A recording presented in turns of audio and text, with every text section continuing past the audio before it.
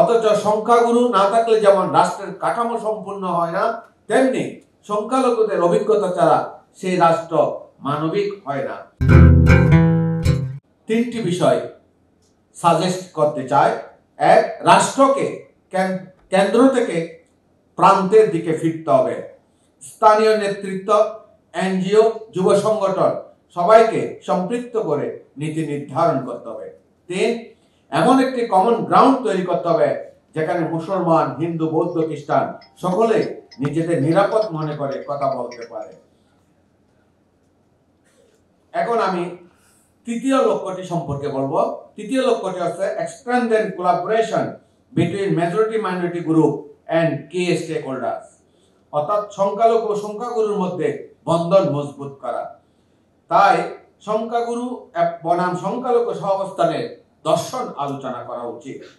বাংলাদেশে সামাজিক বাস্তবতায় সংখ্যাগুরু মুসলমান সমাজ এবং সংখ্যালঘু গোষ্ঠীগুলোর সম্পর্ক বারবার উত্তেজনায় পরিণত হয়েছে। সংখ্যালঘু শব্দটি যেন এখন বিভেদের এক প্রতীক হয়ে দাঁড়িয়েছে। অথচ সংখ্যাগুরু না থাকলে যেমন রাষ্ট্রের কাঠামো সম্পূর্ণ হয় না, তেমনি সংখ্যালঘুদের অভিজ্ঞতা ছাড়া সেই রাষ্ট্র মানবিক হয় না। তাই আমাদেরকে এই সংখ্যালঘুদের নিরাপত্তা, সাংস্কৃতিক অধিকার, ভূমি অধিকার এবং ধর্মীয় অবমাননার বিরুদ্ধে কার্যকর ব্যবস্থা গ্রহণের ক্ষেত্রে রাষ্ট্রকে অবশ্যই প্রোঅ্যাক্টিভ হতে হবে। এই বিষয়ে আমি তিনটি বিষয় সাজেস্ট করতে চাই। এক, সাংস্কৃতিক সহযোগিতা, যেখানে একে অপরের উৎস হিসেবে সক্রিয় অংশগ্রহণ থাকবে। শিক্ষার সকল স্তরে পারস্পরিক ইতিহাস শেখানোর ব্যবস্থা থাকবে। তিন, বিচারিক ও প্রশাসনিক কাঠামোয় সংখ্যালঘু প্রতিনিধিত্ব নিশ্চিত করা। মনে রাখতে হবে, সংখ্যালঘুদের কথা শোনা, তাদের পাশে দাঁড়ানো এটি দান নয়, দায়িত্ব। পরিশেষে আমি একজন বিখ্যাত পণ্ডিতের উক্তি উপস্থাপন করতে চাই। তিনি বলেছেন, একটি রাষ্ট্রের তিনভাবে শান্তি ও সম্প্রীতি নিশ্চিত করা যায়। এক, ক্রিয়েট দ্য গুড পিপল, আমাদের প্রচুর ভালো মানুষ সৃষ্টি করতে হবে। অন্যথায় ওবে দ্য রুলস, আমাদের নিয়ম পালন করতে হবে, আইন মেনে চলতে হবে। তিন, প্র্যাকটিসিং রিলিজিয়াস পিপল, অর্থাৎ প্রকৃত ধার্মিক ব্যক্তি সৃষ্টি করতে হবে। পরিশেষে আমি বলতে চাই, ইউনিটি অ্যান্ড ডাইভার্সিটি হচ্ছে একটি দেশের সৌন্দর্য সমৃদ্ধির অন্যতম উৎস। তাই আসুন, let's turn our conflicts into conversation, অর্থাৎ আমাদের দ্বন্দ্বকে পরিণত করি সংলাপে। এই আন্তরিক আহ্বান জানিয়ে আমি আমার বক্তব্য শেষ করছি। আল্লাহ সুবহানাহু ওয়া তাআলার দরবারে লক্ষ কোটি শুকরিয়া আদায় করছি। আজকের অনুষ্ঠানের মাধ্যমে আমি যেন দেখতে পাচ্ছি বিশ্বনবী মুহাম্মদ রাসূলুল্লাহ সাল্লাল্লাহু আলাইহি ওয়াসাল্লামের সেই মদিনা সনদের একটা সুন্দর একটা দৃষ্টান্ত। রাসূল পাক সাল্লাল্লাহু আলাইহি ওয়াসাল্লাম আমাদের জন্য যে আদর্শ নীতিমালা পেশ করে দিয়েছেন, রাসূলের আদর্শ মাধ্যমে আমার নবী মুহাম্মদ রাসূলুল্লাহ সাল্লাল্লাহু আলাইহি ওয়াসাল্লাম বিশ্ব নবী হতে পেরেছেন। আল্লাহ রাব্বুল আলামিন এই পৃথিবীর জমিনের মধ্যে সবচেয়ে সম্মানিত জীব হিসেবে তৈরি করেছেন মানুষকে। আল্লাহ বলেন, ওয়ালাকাদ কাররামনা বনি আদম। বনি আদম হচ্ছে সবচেয়ে সম্মানিত একটা জীব। যে ব্যক্তি বনি আদমের খেদমত করলো, কোন কোন জায়গায় বলা হয়েছে সেজন্য মহান রব্বুল আলামিনের তার নিজের খেদমত করল। আমার ভাইয়েরা, এরকম একটা অনুষ্ঠানে আমি উপস্থিত হতে পেরে আল্লাহ রাব্বুল আলামিনের দরবারে লক্ষ কোটি শুকরিয়া আদায় করতেছি। আজকের এই অনুষ্ঠানে যারা উপস্থিত হয়েছেন সকলেই উচ্চ মর্যাদাশীল ব্যক্তি, সকলেই সুন্দর সুন্দর কথাগুলো আমাদের কাছে উপহার দিয়েছেন। আমরা জানি যে বিশ্বনবী মুহাম্মদ রাসূলুল্লাহ সাল্লাল্লাহু আলাইহি ওয়াসাল্লাম যুদ্ধ করেছেন, কিন্তু যুদ্ধের ক্ষেত্রে কোনো যুদ্ধ অপরাধ করে নাই। মক্কা বিজয় করেছেন। বিজয়ের মাধ্যমে তিনি ঘোষণা করেছেন, খবরদার ও মুমিন মুসলমানরা, তোমাদের বাড়ি ঘর, তোমাদের জীবন যেমনি ভাবে তোমাদের কাছে নিরাপত্তার একটা বিধান, নিরাপত্তার একটা জিনিস, তেমনি ভাবে প্রত্যেকটা বিধর্মী, প্রত্যেকটা মানুষের জীবন মরণ, জায়গা জমি তোমাদের জন্য এমন একটা নিরাপত্তার বিষয়। আমি যখন উঠিয়েছি আমি বলবো, তখন আমার মাথায় চুল ছিল, এখন চুল কম, আর শক্তি ছিল মনে হচ্ছে। তবে যদি মনে করেন যে এটা কায়রোতে ওঠানো ছবি, আমি পিরামিডের তৈরিতে সাহায্য করছি, এটা সত্যি হবে না। আর এখানে এআই ব্যবহার করি নাই। 2018 সালে, তখন তো পিরামিড অলরেডি তৈরি হয়ে গিয়েছে। এর পরের ছবিটা একটা গুরুত্বপূর্ণ ছবি, আমাদের সাথে খুব রিলেভেন্ট। এবং আমি বলবো, এই ছবিটা যে রাত্রে উঠানো, সেই রাত্রটা ছিল আমার জীবনের, যদি বলি যে 3টা স্মরণীয় রাত, তার মধ্যে একটা।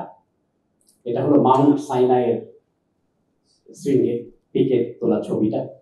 আমরা রাত্রে 12টায় হাঁটা শুরু করলাম, প্রায় 7000 ফিট, প্রায় 200 লোক সেখানে। এটা ইজিপ্টের। রাত্রে 12টায় জন্য শুরু করলাম। পাহাড়ে এর আগে ওঠা যায় না, রাত্রে ঠান্ডা থাকে।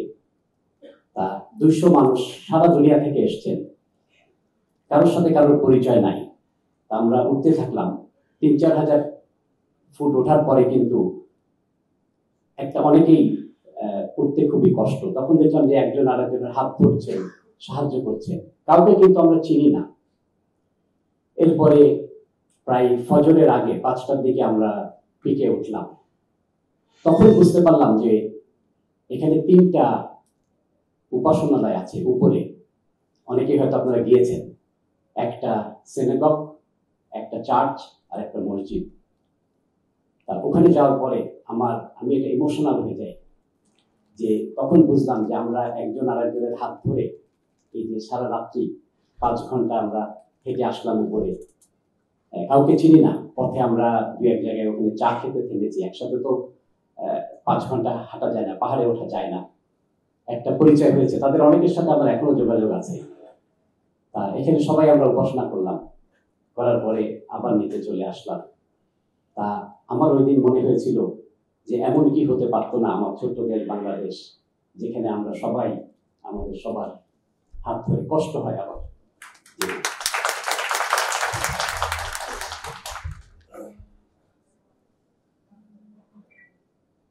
এটা হলো মাউন্ট সাইনাইয়ের উপরের প্রপাত ছবি।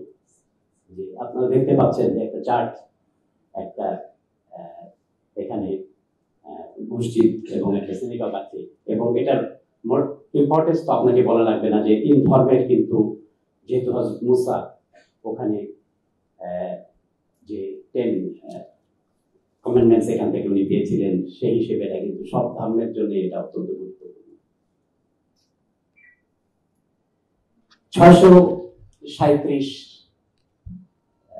সাল, এটা খলিফা উমর যখন জেরুজালেম যখন আসলেন, খালিদ বিন ওয়ালিদ যখন জেরুজালেম যখন নিলেন, দখল করলেন, তখন সেখানে ছিলেন স্যাফ্রোনিয়াস, তখন ওখানে খ্রিস্টানদের নেতা ছিলেন। তো তখন উনি ভয় পেলেন, যদি খালিদ বিন ওয়ালিদ যদি তার কাছে যদি চাবি দেওয়া হয়, তাহলে হয়তো সেখানে অনেক মানুষকে, হয়তো আগেকালে যুদ্ধে যেটা হতো ওই সময়, যে যুদ্ধে জয় করতো তারা মানুষকে, এখানে অনেকেরই অনেক সময় শিশু, নারী সহ অনেক মানুষকে হত্যা করা হতো। তখন বললেন যে হযরত ওমর যদি আসেন ওনার কাছে, উনি তখন অর্ধেক দুনিয়া শাসন করছেন, তার হাতে আমরা চাবি দেব। তো তখন হযরত ওমর, এটা অনেকেই আপনারা জানেন, হযরত ওমর কিন্তু নিচে দাঁড়ানো, এবং ওনার যে দাস ছিল সেই সময় তো মানুষের দাস হতো, উনি তখন এটার উপরে বসা ছিলেন। তখন সবাই যখন ওখানে রিসিভ করতে গেছে, তখন কিন্তু ওনারা ওই দাস যে বসা ছিলেন উপরে, ওনার কাছে চাবি দিতে গেছে। তখন খালিদ বিন ওয়ালিদ এগিয়ে এসে বললেন যে না, উনি হলেন হযরত ওমর। আমি এটা এই জন্য দিয়েছি যে একটা মানুষকে, মানুষের সম্মান, এটা কিন্তু তার কত অর্থ আছে, তার কি বংশ কি, সে কোন পরিবারের, সেটা দিয়ে কিন্তু আসা উচিত না। ইসলামের যে শিক্ষা, এবং আমি মনে করি এই শিক্ষা কিন্তু সকল ধর্মে, যে সকল মানুষ কিন্তু সমান, তা এটা কি আমরা করতে পারি না? যেখানে আমরা মানুষকে মর্যাদা দিব, সম্মান দিব, আমরা তাতে করে কিন্তু আমাদের দেশটা এবং আমাদের সমাজটা অনেক সুন্দর হতে পারত। সবাইকে যদি আমি সমান, আমরা সাম্যের কথা বলি, আমাদের আলেম মাওলানা মমিনুল হক এটার ব্যাপারে বলে গিয়েছেন, আমি এটা বাড়াবো না। এই চার্চটা যারা খ্রিস্টান ধর্মের আছেন তারা কিন্তু জানেন কত ইম্পর্টেন্ট এই চার্চটা। খ্রিস্টান ধর্মের অন্যতম একটা চার্চের মধ্যে এই চার্চটা পড়ে। তা হযরত ওমর যখন এখানে আসলেন, তখন যে ওনাদের যে খ্রিস্টান নেতা ছিলেন, উনি বললেন যে এখন নামাজের সময় হয়েছে, নামাজ পড়েন। তখন কিন্তু উনি এখানে নামাজ পড়লেন না। উনি বললেন যে আমি যদি এখানে নামাজ পড়ি তাহলে একদিন হয়তো মুসলমানরা এই চার্চটাকে ভেঙে এই বানিয়ে দেবে, হয়তো মসজিদ বানিয়ে দেবে। তা আপনারা যাবেন না, আমাদের কিন্তু লাঞ্চের ব্যবস্থা আছে এবং ইনশাআল্লাহ, আর আমরা 12টায় প্রোগ্রাম ডেফিনেটলি শেষ করে দিব। আমাদের 12টার পরে আমরা 1 মিনিট ইনশাআল্লাহ রাখবো না। এই চার্চটা আমি এটা 2009 সালে ওখানে আমি ওই চার্চটা দেখতে যাই জেরুজালেমে, এবং এখানে যাওয়ার পরে তখন খ্রিস্টান যে নেতা ছিলেন উনি এত অভিভূত হয়ে গেলেন হযরত ওমরের এই ব্যবহারে, যে এই চার্চের চাবিটা একজন মুসলমানকে দেওয়া হয়। এবং আমি যখন গেলাম 2009 সালে, তখন কিন্তু এখনো এইটার চাবি কিন্তু মুসলমানদের হাতে। যদিও আমাদের খ্রিস্টান ভাই বোনদের একটা প্রথম 3টার মধ্যে এটা একটা পবিত্র স্থান, এটার চাবি কিন্তু মুসলমানরা সংরক্ষণ করেন। আমরা কি সেটা আমাদের দেশে পারি না? আমরা চাচ্ছি না যে আপনাদের চার্চের চাবি, কিন্তু আমি যেটা বলতে চাচ্ছি যে আমরা একে অন্যের, আমাদের জন্য বিপদে যদি একজন খ্রিস্টান ভাইয়ের উপর কোনো রকম আঘাত বা হুমকি আসে, আমরা একজন বৌদ্ধ ভাই এগিয়ে আসবো। আমাদের মুসলমান ভাইয়ের উপর যদি আঘাত আসে, আমরা একজন খ্রিস্টান ভাই, হিন্দু ভাই এগিয়ে আসবো। এই দেশটা তো আমাদের সবার, এটা আমাদের সবার জন্মভূমি, এখানে আমাদের সবার সমান অধিকার। এটাই যদি আমরা করতে পারি তাহলে কিন্তু আমাদের দেশ, আগামী বাংলাদেশ অনেক সুন্দর হবে ইনশাআল্লাহ। এটা হলো মসজিদে ওমর, এখানে আমি নামাজ পড়েছি। উনি 100 ফিট হেঁটে দিয়ে যেখানে নামাজ পড়লেন, পরে সেখানে একটা মসজিদ করা হয়েছে, মসজিদটা এখনো আছে। আমি প্রায় শেষের দিকে, আমাদের গুরুত্বপূর্ণ বক্তারা আছেন, ওরা চলে যাবেন। এটা হলো হযরত আলী, যখন অর্ধেকের বেশি দুনিয়া কিন্তু তখন ওনার সময় কিন্তু মুসলমানরা তখন শাসন করছেন। তা উনি জেরুজালেম গেলেন ভিজিট করতে। সেখানে যাওয়ার পরে উনি দেখলেন যে একজন ইহুদির কাছে ওনার একটা ঢাল ছিল, সেটা হারিয়ে গিয়েছিল। সেটা উনি দেখলেন, দেখার পরে ওনার ছেলে ছিল হাসান অথবা হোসেন, তা উনি দৌড়ে আসছে, বললেন যে বাবা এটা তোমার ঢাল। তা তখন উনি ওখানে যে জাজের কাছে গেলেন, বিচার দিলেন যে এটা আমার ঢাল, আমি এটাকে পেতে পারি কিনা। তো তখন বিচার হলো, উনি হলেন অর্ধেক দুনিয়ার শাসক আর একটা স্থানীয় জাজ এটার বিচার করছেন। তা বিচারে উনি বললেন যে এটা যে আপনার, এটার প্রমাণ কি, সাক্ষী কি? বললেন যে আমার ছেলে এটার সাক্ষী। তখন কিন্তু জাজ এই সাক্ষী নিলেন না, বললেন ছেলের সাক্ষী তো এখানে নেওয়া যাবে না, এবং রায় উনি দিয়ে দিলেন ইহুদির পক্ষে। আমার আবেদন এখানে থাকবে, আমরা কি, যেটা আমাদের সম্মানিত ভিসি সাহেব বলেছেন, যে এমন একটা বিচার ব্যবস্থা আমরা যে পেতে পারি না যেখানে বিচারের গতিতে চলবে, কারো প্রতি কে ধর্মের, কে কতটুকু এখানে সমাজের কোন স্তরে আছেন সেটা সেখানে কিন্তু কোনো বিষয় হবে না। বিচারের গতিতে চলবে। আমি কোরআনের 2টা আয়াত দিয়ে অর্থ দিয়ে শেষ করছি। এটা হলো সূরা আল ইমরানের 110 নম্বর আয়াত।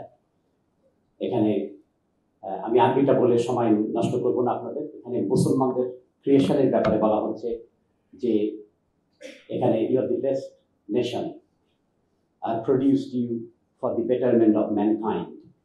এখানে কিন্তু এই ম্যানকাইন্ড, এটা যে নাস শব্দটা, এখানে আলেমরা আছেন আরো ভালো বলতে পারবেন, এটা ইনক্লুড করে প্রতিটি মানুষ, সে বিশ্বাসী হোক, সে অবিশ্বাসী হোক, সে হিন্দু হোক, সে খ্রিস্টান হোক, বৌদ্ধ হোক, মুসলমান হোক, এটা কিন্তু সবাইকে ইনক্লুড করে নাচ শব্দটা, এটার ব্যাপারে কোনো কন্ট্রোভার্সি না। অনেক শব্দ আছে যেগুলা হয়তো ডিফারেন্ট ইন্টারপ্রিটেশন করা হয়, কিন্তু এখানে নাচ হলো সমস্ত মানুষকে এখানে ইনক্লুড করা হয়েছে, যে মানুষের কল্যাণের জন্য। এবং আমি এখানে অন্য ধর্মের আলেমরা বলতে পারবেন যে এই ধরনের আয়াত কিন্তু আমি পড়ার চেষ্টা করেছি অন্যান্য ধর্মগ্রন্থ, কিন্তু এই ধরনের আয়াত কিন্তু সেখানেও আছে যে মানুষের কল্যাণ কিন্তু এখানে ধর্মে আমাদের বিশ্বাস করতে হবে, কিন্তু মানুষের কল্যাণটা কিন্তু একটা মূল লক্ষ্য জীবনের। এবং এটা বলা হচ্ছে যে আমাদেরকে enjoy what is right and forbid what is wrong. So that is very important. আমার লাস্ট স্লাইড এটা হলো, আমি স্মরণ করছি আমাদের জুলাই যোদ্ধাদের। আমাদের অনেক, আমরা বয়স্ক আছি, আমরা অনেকে সমাজের অনেক ভালো পজিশনে আছি আমরা, বা শাসন করছি বা গুরুত্বপূর্ণ দায়িত্ব পালন করছি, কিন্তু আমাদের ইয়াং জেনারেশন কিন্তু আমাদের এই দেশকে 16 বছরের স্বৈরতন্ত্র থেকে মুক্ত করেছে। তারাই আমাদের ভবিষ্যৎ প্রজন্ম। তাদেরকে যদি আমরা সুন্দরভাবে তৈরি করতে পারি, তাদের মধ্যে যে আজকের যে ফিলিংসটা এখানে আমরা পেয়েছি সবার মধ্য থেকে, সেটা যদি তাদের মধ্যে আমরা দিতে পারি, তাহলে কিন্তু আমাদের ভবিষ্যৎ প্রজন্ম কিন্তু ওই প্রজন্মই হবে এবং দেশটা এমন হবে যেটা আমরা সবাই এখানে আমরা অঙ্গীকার করেছি। আমি এটাকে আমি রিড আউট করছি যে এটা হলো সূরা মাইদার 32 নম্বর আয়াত। There's this ayah from the Quran that my dad always quotes when he sees something bad on TV, a fire or a flood or a bombing. Whoever kills one person, it is as if he has killed all of mankind. আর এর পরের অংশ হচ্ছে আয়াতের যে and whoever saves one person as if he has saved all of the mankind. এটা হলো, আমি মনে করি এই ধরনের আয়াত কিন্তু অন্য ধর্মগ্রন্থেও আছে। তার এই ফিলিংস এবং এই চিন্তা, এই চেতনা, এই বিশ্বাস এবং এই আশা নিয়ে আমি শেষ করছি যে আমাদের ভবিষ্যৎ বাংলাদেশে আমরা এই মানুষের মর্যাদা যে একটার মধ্যে আসছে, যে যে কোনো মানুষ তাকে যদি কেউ ক্ষতি করে, সেটা কিন্তু সারা দুনিয়ার সমস্ত মানব জাতিকে ক্ষতি করলো। আর একটা মানুষকে, সে যে ধর্মের যে বর্ণের হোক, যদি কেউ রক্ষা করতে পারলো, বাঁচাতে পারলো, সে যেন সারা দুনিয়ার মানব জাতিকে রক্ষা করলো। এটা কিন্তু অত্যন্ত গুরুত্বপূর্ণ এবং ভেরি স্ট্রং মেসেজ। আমরা কিন্তু ধর্মগ্রন্থের বিভিন্ন আয়াতকে আমরা অনেক সময় মিস ইন্টারপ্রিট করি, কিন্তু এটা কিন্তু একটা ভেরি ইম্পর্টেন্ট আয়াত এবং এটা কিন্তু স্ট্রং মেসেজ এখানে দেয়। এটা বলেই আমি আমার বক্তব্য শেষ করছি এবং আমরা এই শিক্ষা অনেকেই যেটা গুরুত্বপূর্ণ বলেছেন সেটা নিয়ে আমরা যেন আজকে এখান থেকে চলে যাই। ধন্যবাদ। ধন্যবাদ, আন্তরিক ধন্যবাদ চমৎকার বিশ্লেষণমূলক বক্তব্যের জন্য। এখন আমি অনুরোধ করব আমাদের আজকের প্রোগ্রামের ভিশন যে জনাব তপন চৌধুরী, ওনাকে স্টেজে এসে ওনার বক্তব্য দেওয়ার জন্য। এবং উনি, আপনারা অনেকেই জানেন যে উপদেষ্টা ছিলেন অনেকদিন এবং একজন সাকসেসফুল ব্যবসায়ী, স্কয়ার গ্রুপের managing director. Can I request Mr. Tapan Chaudhary to come to the stage and deliver the speech? আমরা যে লাঞ্চের আজকে ব্যবস্থা করেছি, এখানে আমাদের সিটিং লাঞ্চ। আনফর্চুনেটলি এখানে নিচে আমাদের এই ফ্লোরে 100 আর উপরে টপ ফ্লোরে 150 অ্যারেঞ্জমেন্ট করতে হয়েছে যেহেতু তাদের স্পেসের কারণে। আর আমরা অনুরোধ করব যে আমরা যেন আমরা মিক্সড হয়ে বসি আজকে, যে সবাই যে আমরা যাদের সাথে এসেছি বা আমরা এমন আমি দেখতে চাই না, এটা অনুরোধ। আপনারা যেটা করতে চান করবেন, কিন্তু আমরা সবাই বসবো এবং এখানে একটা আমাদের মধ্যে একটা ইন্টারাকশন হবে, এটা আমি আশা করব। ধন্যবাদ।